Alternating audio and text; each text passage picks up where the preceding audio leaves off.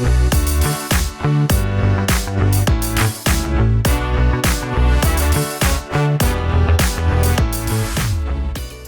everyone, thanks for being with me.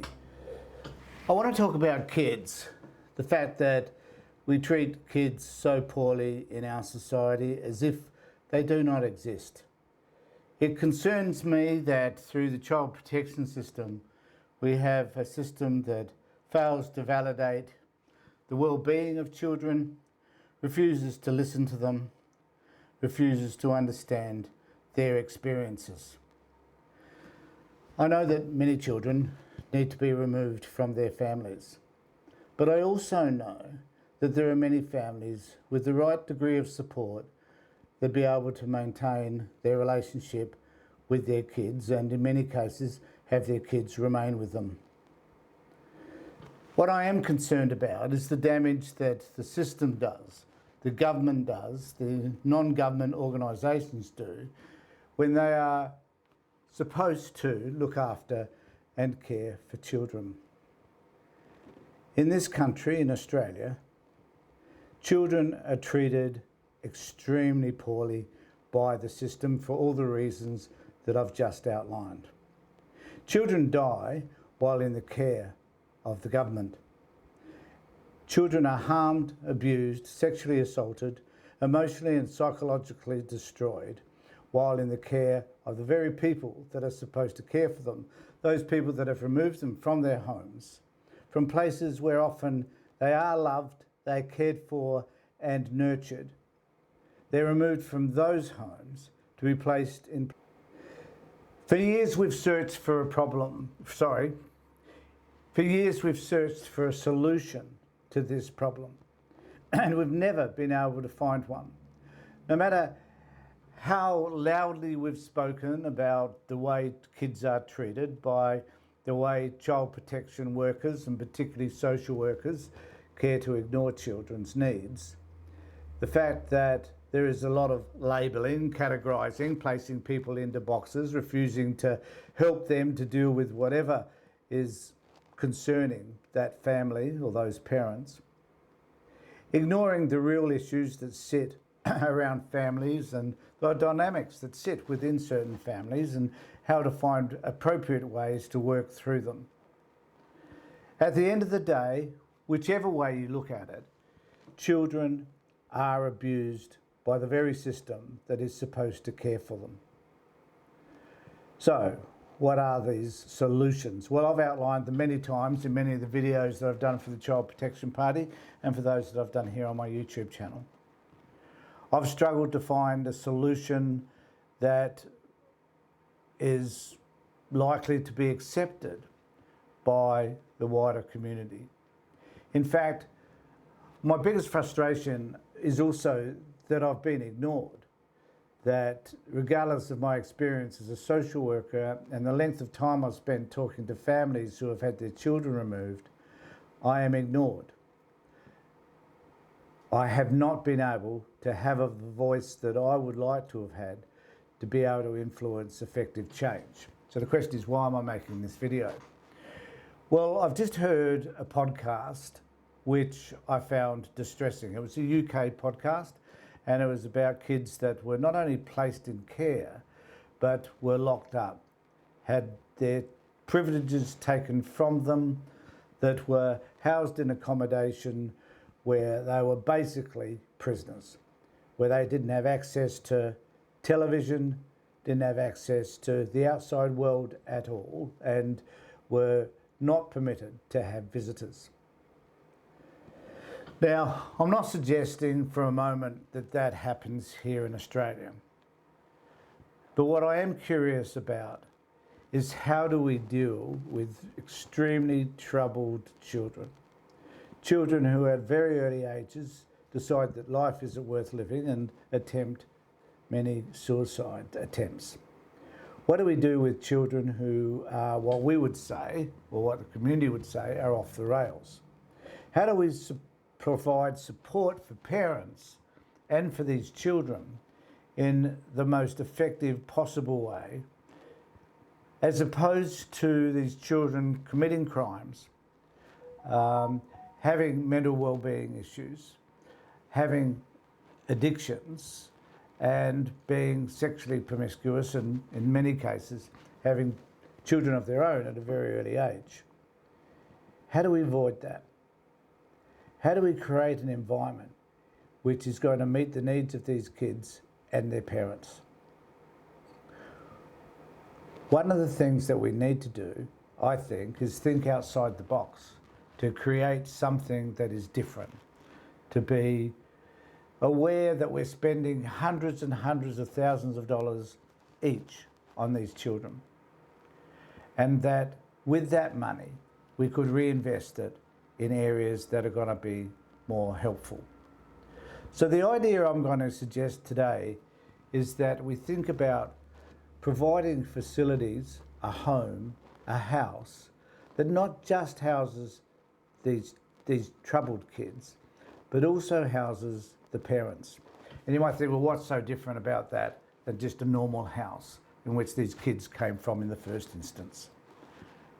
Well, let's put in a worker, one particular person who lives with this family on a 24/7 basis, that actually is responsible for and considers the way therapeutic processes that may be used in order to work with this child, that can offer the parents ideas that will help them to parent differently, will provide support and a mentor for the child. Now, something like this might cost something like $200,000, $300,000 a year. I don't know. But if we can find a way that prevents a child from being incarcerated, that we can find a way to improve that child's well-being, to help them to develop social skills so they can interact with the wider community more effectively, if we can help them to develop in such a way that they're able to find meaningful work, maybe even improve their education, then aren't we saving millions of dollars if we're able to do this small thing for these families and for these children? Children aren't born destructive. They aren't born hateful or resentful or afraid. They learn over time, because of their experiences, that sometimes the world they live in is unsafe. They are powerless to deal with it because they don't have the skills in order to manage it, the understandings, or even the language to describe the emotional stress or whatever it is that they're feeling. They can't explain that. So for that period of time, until someone has those skills, they need the help that they need in order to help them get to a stage where they can understand why they feel the way that they do. We know this is a problem for many adults that I work with over the years, that they have failed to find the language to describe the trauma that they've experienced in their lives. As a result of that, their relationships fall apart, their behaviours are erratic and unhelpful, and in many cases, their parenting style is not what it should be.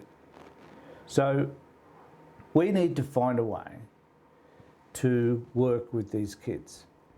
We also need to find a way to understand what it's like for children who are in care, how they experience that, whether they understand the reasons why they're in care in the first place.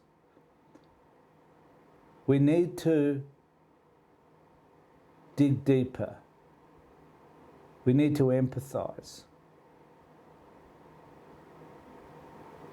We need to feel whatever it is that these kids feel. And we need to find solutions that will help them get to a place which is beneficial for them, their parents, and society in which they live. There are ways, I think, by which we can do that.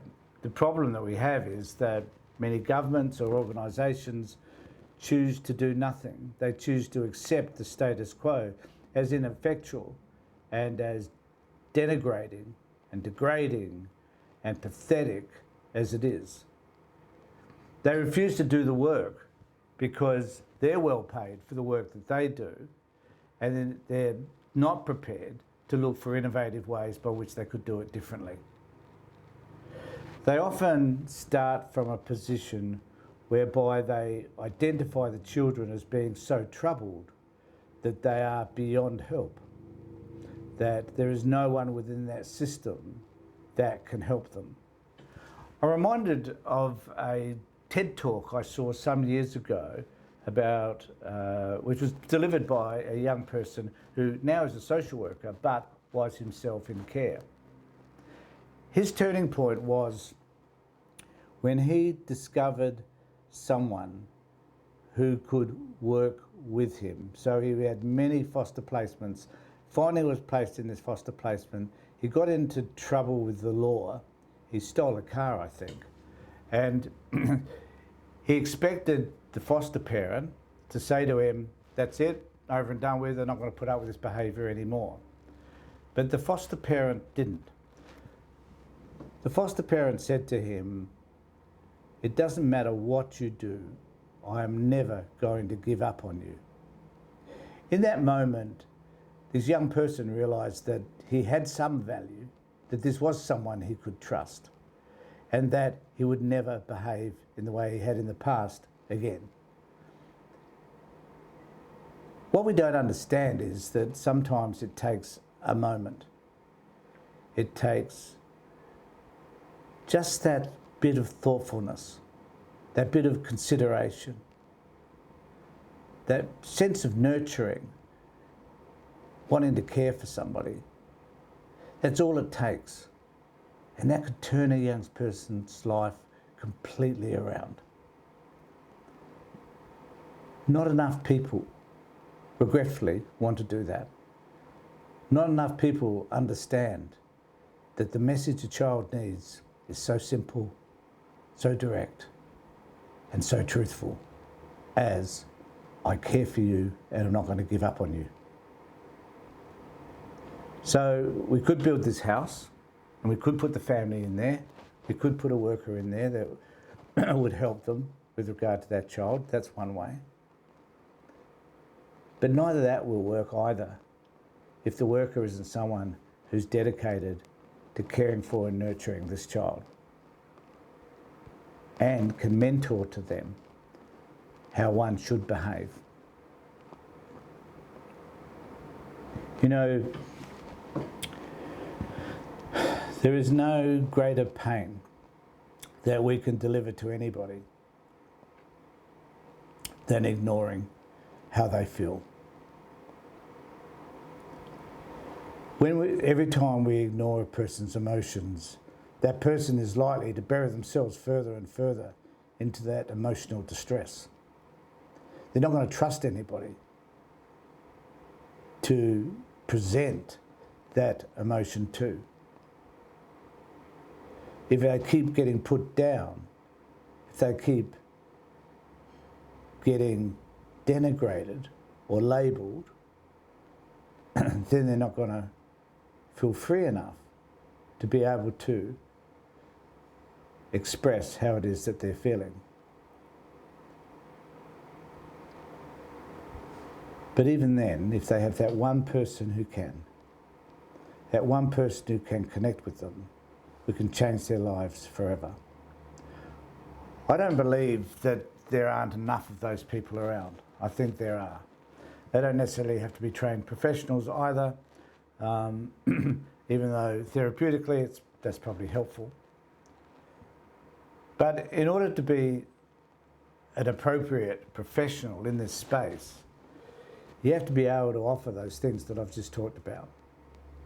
You have to generally care about kids. You have to generally believe that there is a better outcome. And you have to be able to see in those kids the talents and abilities that they innately hold that can change their lives. Just my thoughts. Wondering what you think. Please subscribe to my channel. Contact me in the comments section below. Respond by sending me an email if you like to this email address. Thanks everybody for being with me. Take care, look after yourselves, and be safe.